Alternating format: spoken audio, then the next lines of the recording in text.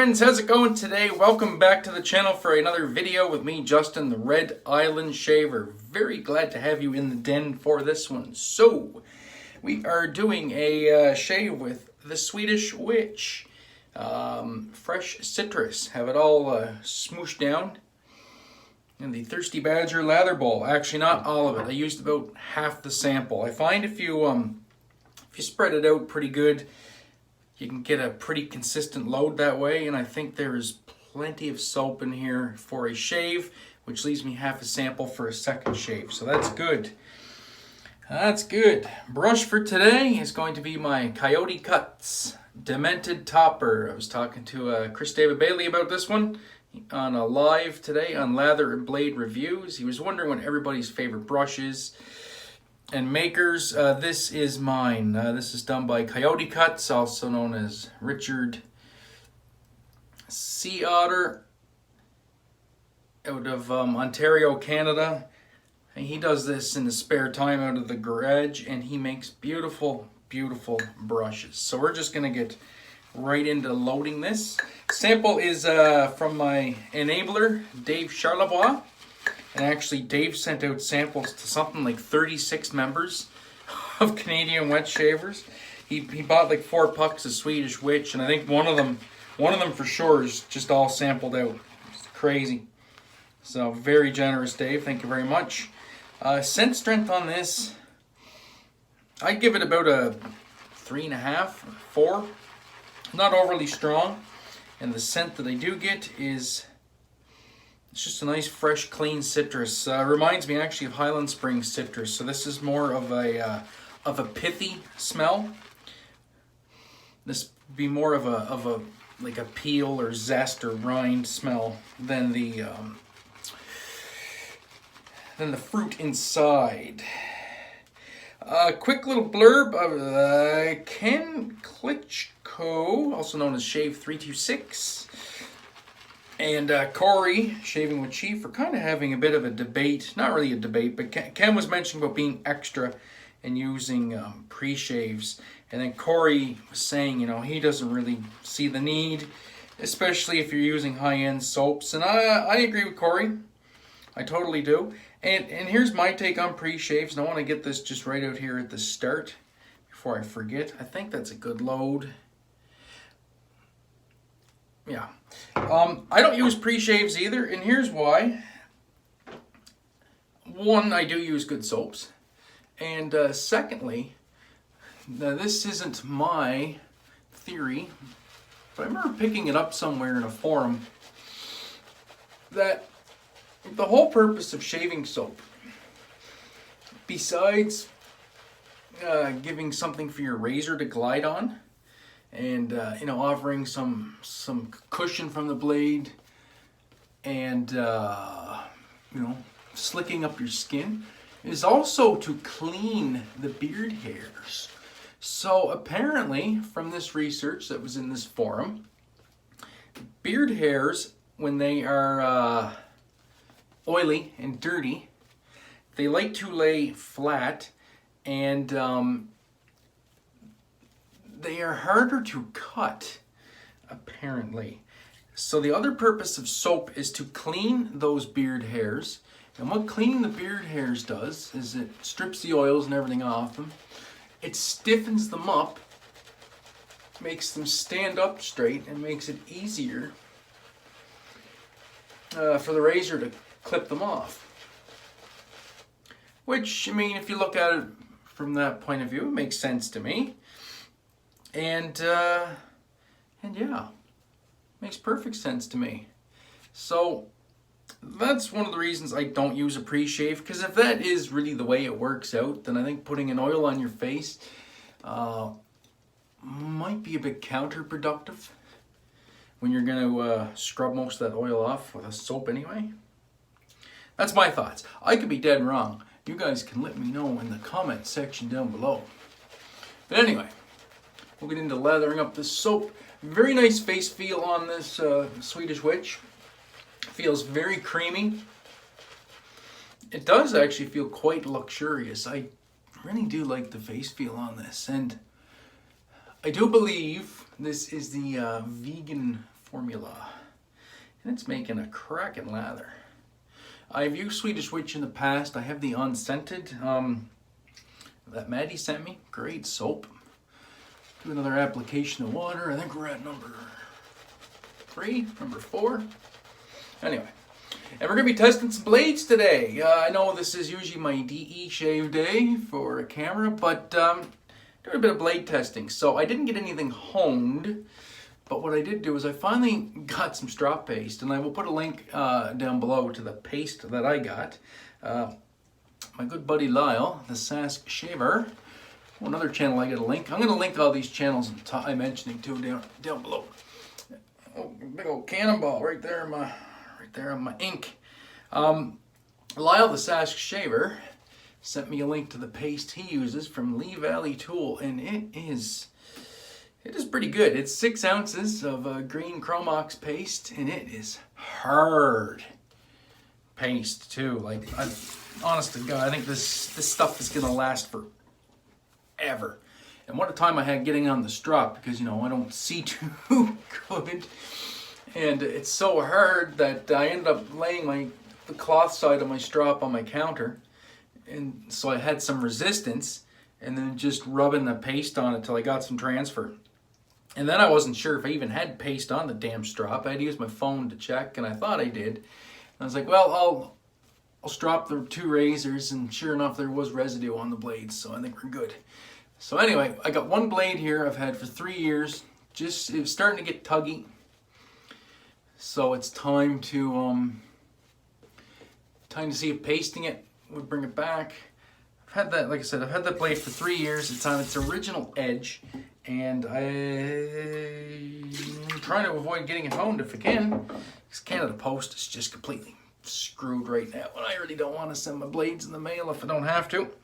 And then the other blade is my little Böker that was honed 2 years ago by Randy, and that one isn't really tuggy. It was, but I stropped the living daylights out of it, and it seemed to kind of come alive. So I figured I'd give that a try. So anyway, we'll get into it here. Get my sponge damp. I kind of realized that the dry sponge doesn't work too good. It needs to be damp. All right, so here's razor number 1 for one side of my face. This is a 5/8. I think it's a round point. Thiers Issaed Le Dandy. Got this from Felipe Sanchez at the Classic Edge. He sent this to me for free 3 years ago. Super nice guy, and it had a killer edge on it. So let's see how it's doing now.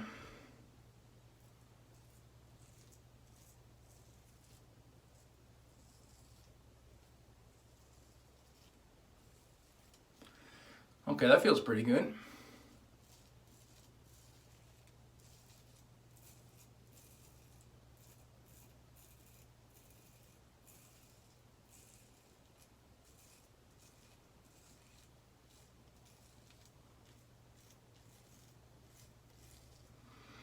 Okay, that's not too bad. Sponge, razor, what I do is I just come in on a little bit of an angle and just wipe off the blade. I don't dig the edge into the sponge either. All right, so that felt pretty good. Maybe a couple more laps. I don't know. I did 6 laps with that one on the Chromox, and then here's my Böker King Cutter. Don't think I'll be able to get that etching in. I don't know. So tough to get the camera to pick that up. Oh, maybe you got a glimpse of it there. The original gold etching on this. Anyway, I did 3 laps with this because I asked Randy his advice, and Randy suggested you don't go crazy with the Chromox because you can ruin an edge with it too.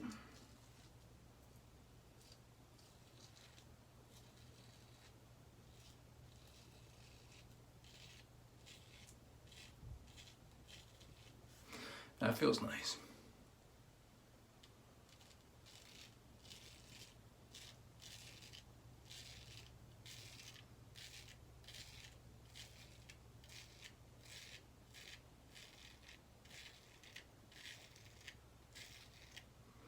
2 days of growth. Is there 2 days of growth? Yeah, there's 2 days of growth. And then once again on a slight angle. And look at that. And look at that. Nice and clean. Nice and clean. And that way, if you do that on a bit of an angle, you don't drag your dig your edge into the sponge and then dull out your blade that you just had honed or worked on, or whatever. Reasons, people, reasons. There's reasons we do things the way we do it. Round number 2.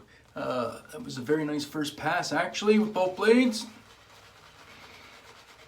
The Thiers Issaed did feel pretty good. Maybe just a slight wee bit of a tug, but not enough to make the old eyes water or anything. That's when you know a blade is really getting dull. When your eyes start watering and you're doing the pass, you need a new edge. So story time. We don't know what to talk about today for story time. Maybe I'll tell you a little bit more about myself, because Dave and I were kind of talking about David Gonzalez, SoSharpDavid, and I were talking about this the other day in a live stream. Some of you know, some of you don't know, I am a classically French-trained cook. Back to the Thiers Issaed for the cross the grain. So yeah, I'm a French-trained cook. I don't want to call myself a chef because I never did get my red seal.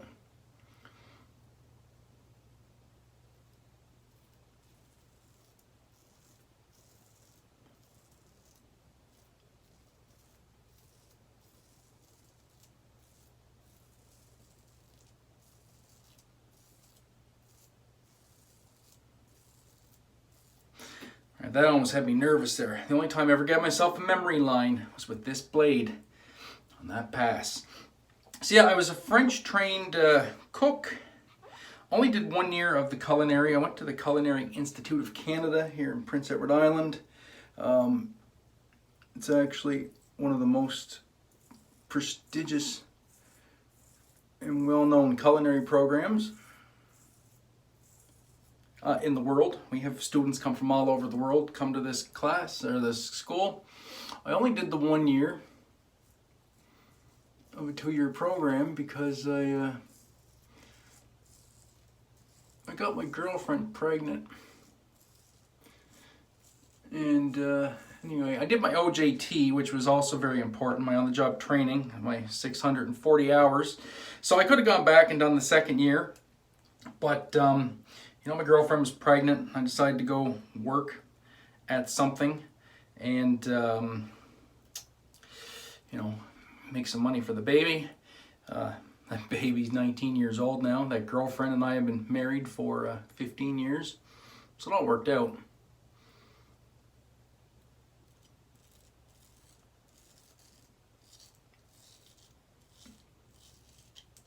But, yeah.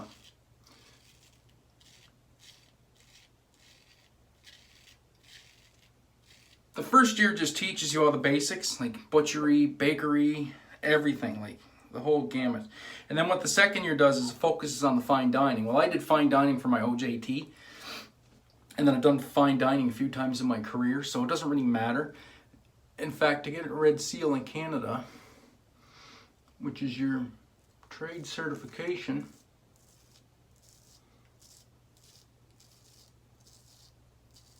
you don't need to go to school anyway.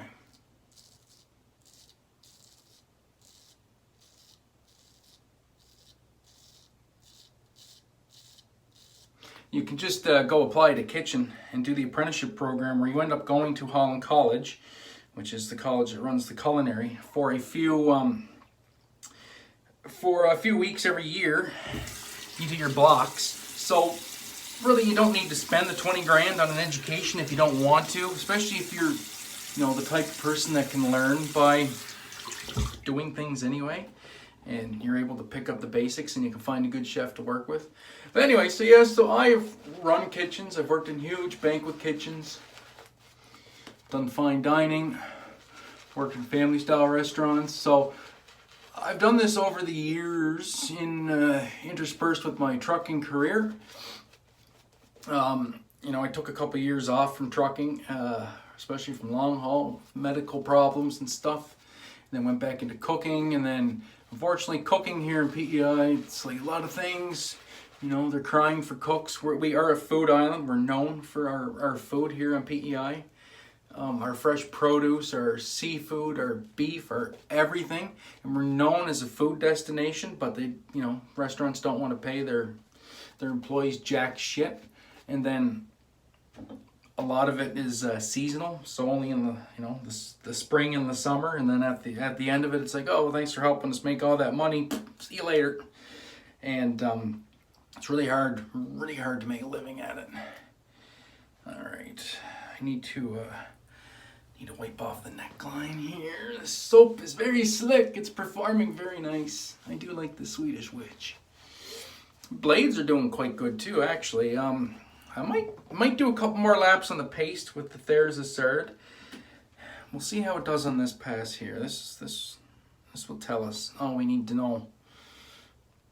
Yes, is she makes the eyes water or not? All right.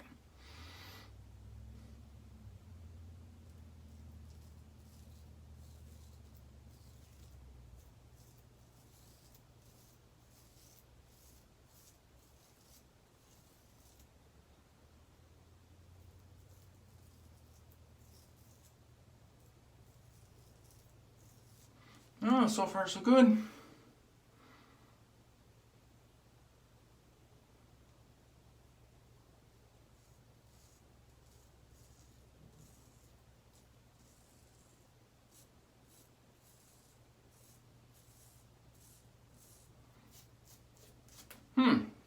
That felt pretty good there, actually. I think I might just leave that one alone. I think it's all right. Make sure I get all the lather off it. But yeah, so that's my short little story, and it's just a little more insight into what I did. After I had my heart attack, the doctors pretty much told me I wasn't going back to that kind of manual labor I was doing, lugging hoses, delivering propane, that kind of shit. So I was going to go back into cooking. Give me a second here.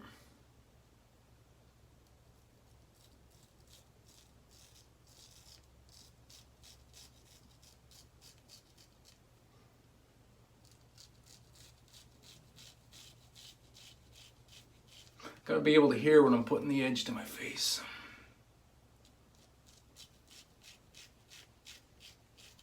So yeah, I was gonna go back to cooking and pursue that again, but then of course the eyes went, and then that was the end of that. And I'm still kind of bummed out about that.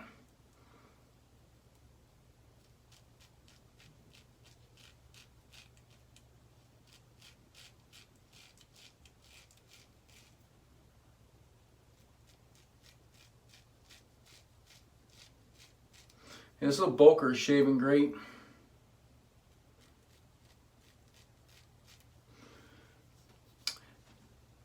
Very nice. No need to do anything else to this. That one's perfect. That one just stays right back in the rotation. There we go. 2 years, probably 80 shaves on this blade. Wonderful. Anyway, I am going to I'm going to stop this. I'm going to clean up for the I'm going to go in for the DE cleanup to get the spots I miss with the straight razor. And then we'll come back and we'll finish those thoughts. I'll be back in a minute.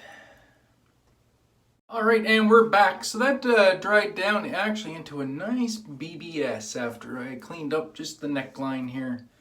I might have missed a spot right here, but other than that, basically all BBS after a little cleanup there with the DE.